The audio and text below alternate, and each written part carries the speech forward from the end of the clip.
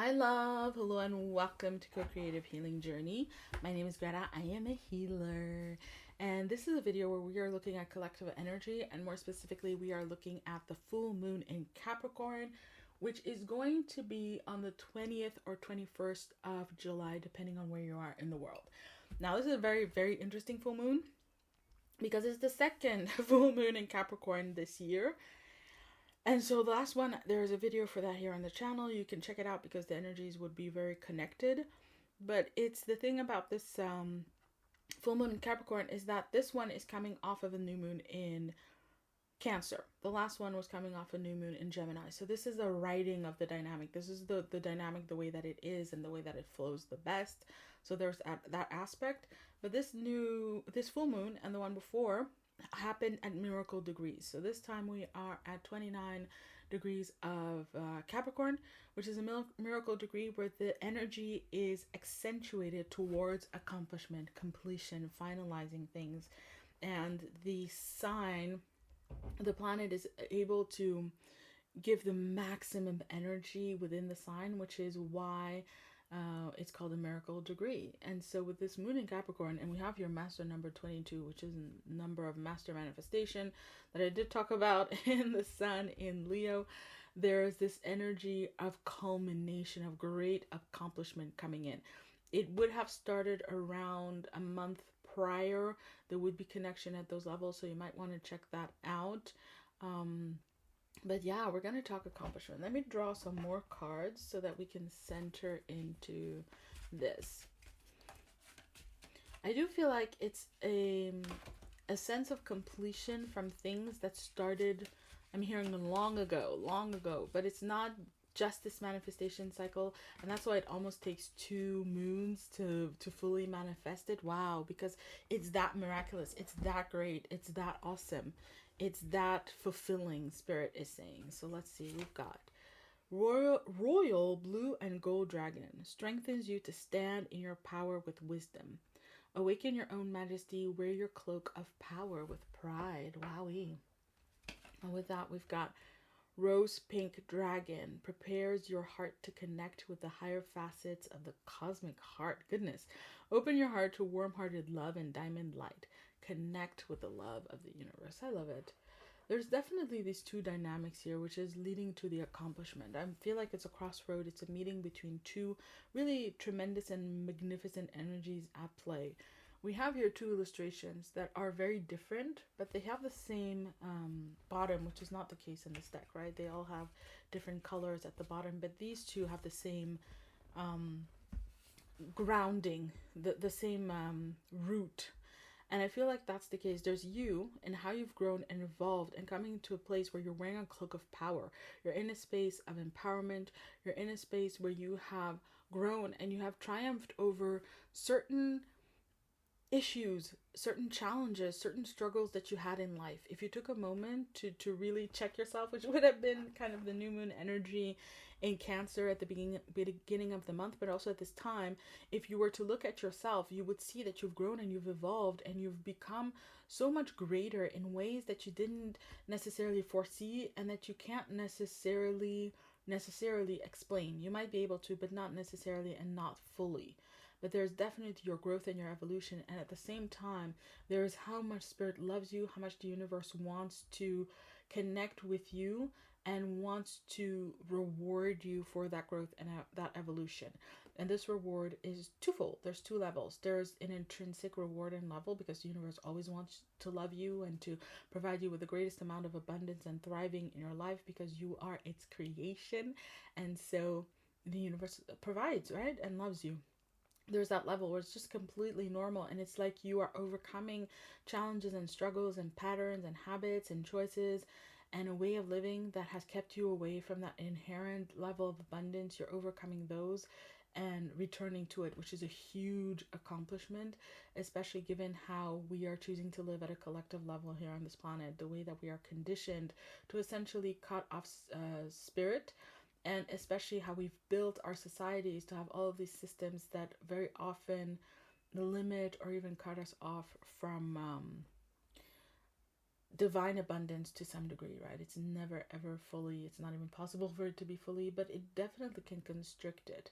So you've overcome that, and that's a huge accomplishment, and it's something that allows you to then create master manifestations, because you can basically dwell in these heights. You can dwell at a level and a vibration where you are going to be manifesting and doing things and leading your life, and it can't be touched by a certain level of earthly dynamics and earthly necessities, requirements. You're just going to be operating in a different level, in a different way, because of how you've grown and how you've evolved, and the universe now can just have its natural role and perform that role for you, of providing you with tremendous abundance, blessings, love in your life on a daily level in every single moment, as is completely natural and divinely intended.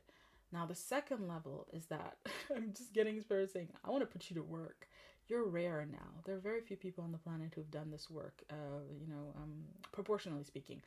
And so, spirit wants to put you to work. So it's like you're arriving at the summit, and you're going to see a view, and part of that view might be another summit for some of you, but it's a different kind of summit. It's a summit where you're sent on a quest, or you're sent following a calling, a purpose, a function that spirit has for you in the world, and those things being revealed to you at this time, at least the beginning of a greater adventure coming in, where spirit again wants to put you to work.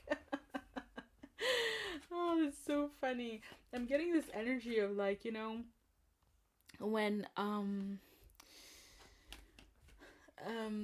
reading this book, Ascension of a Bookworm, or this series of books, and it's in an alternate universe, or an alternate world where there are lots of nobles, and they value magical power, but they also value skill and the ability to create money. So whenever they see someone who has the magic, the skills, and the profitability, they're just all over them. And there's a competition for them.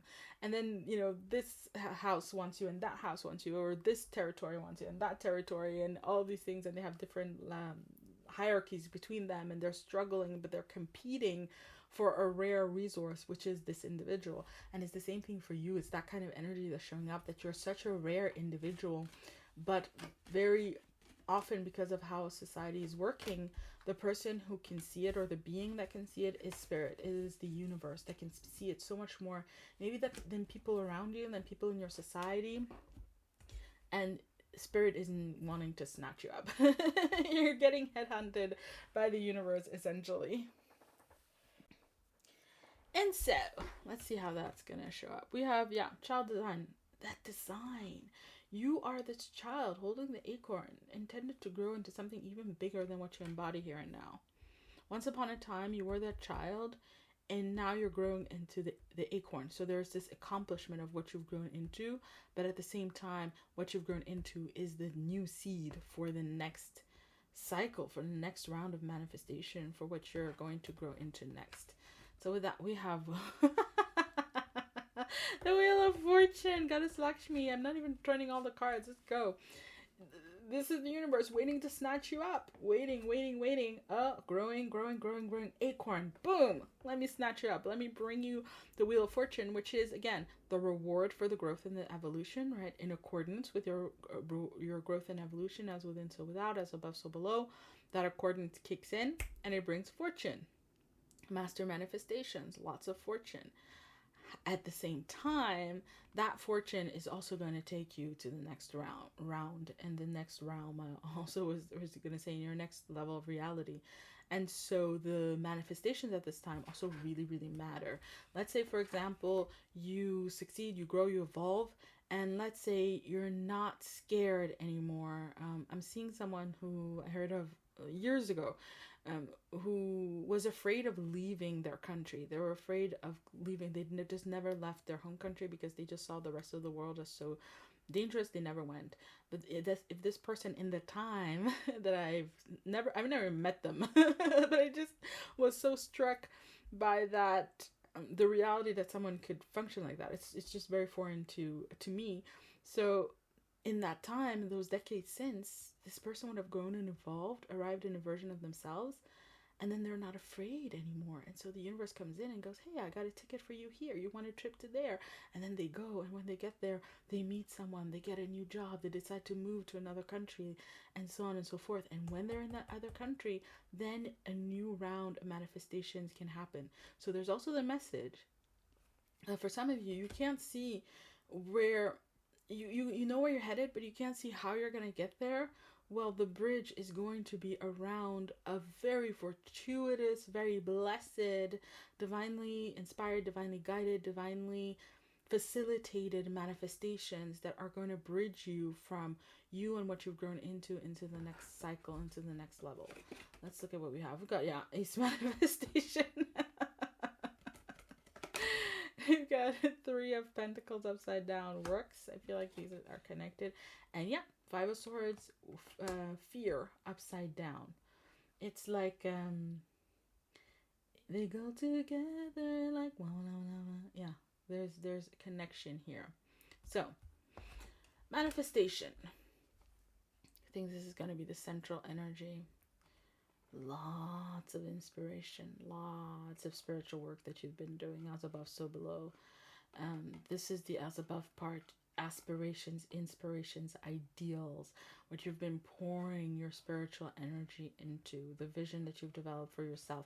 For some of you, this is literally hours spent visualizing, days maybe. If you've been doing it for years and decades, that would be amounted days of visualization, and it's now ready to manifest. And this third chakra again goes back to the notion of the individuality of you embodying that, expressing that, being the expression of a certain energy, which then brings the manifestation, which is also always the message. You are the manifestation.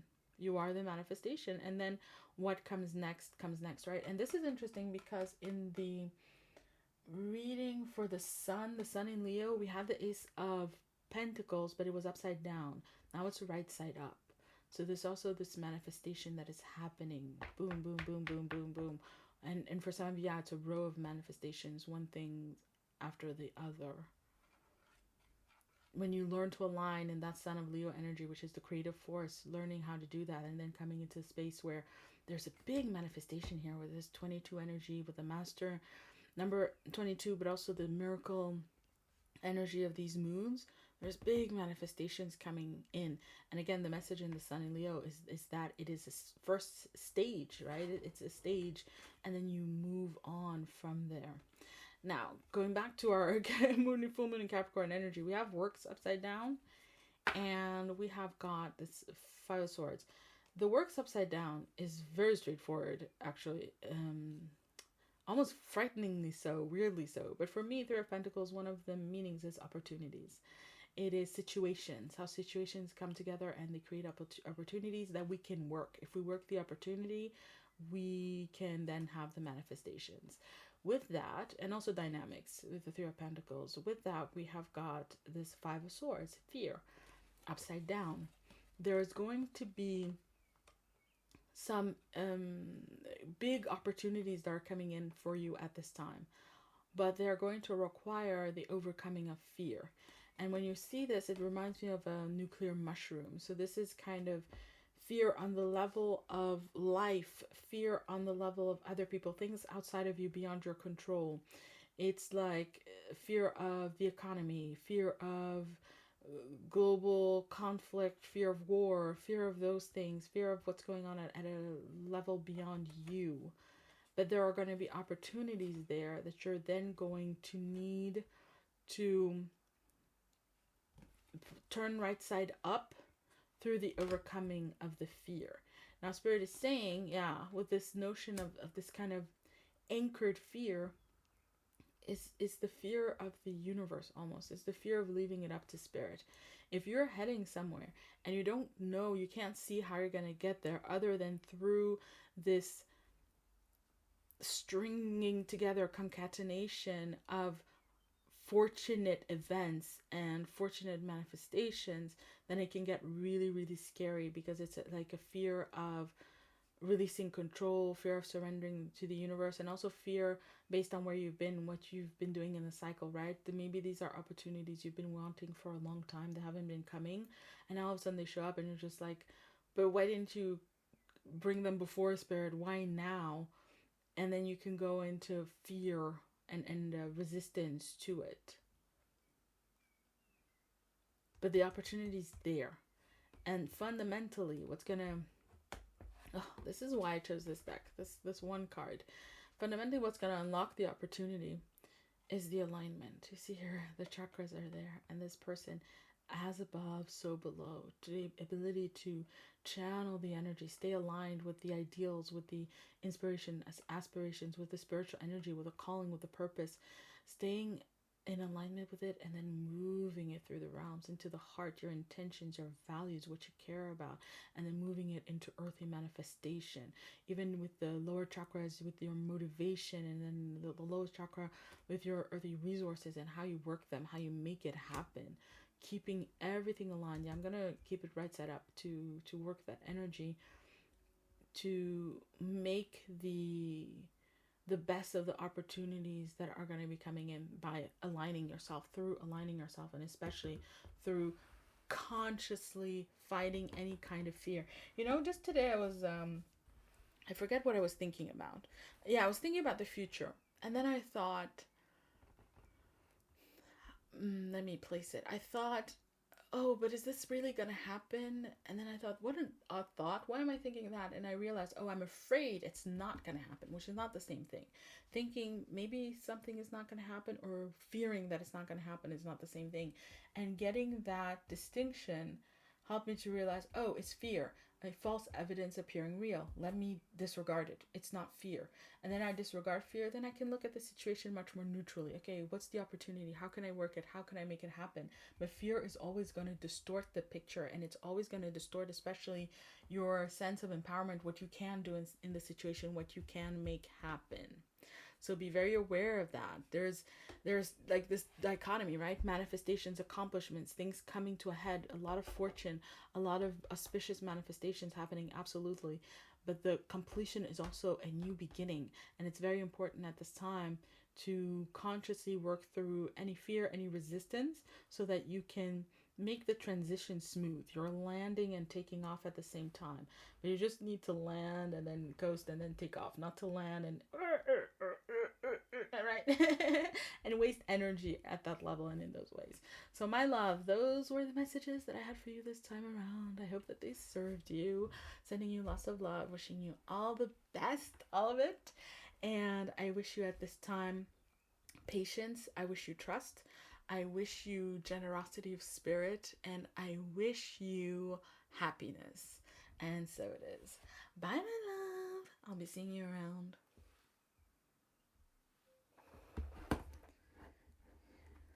The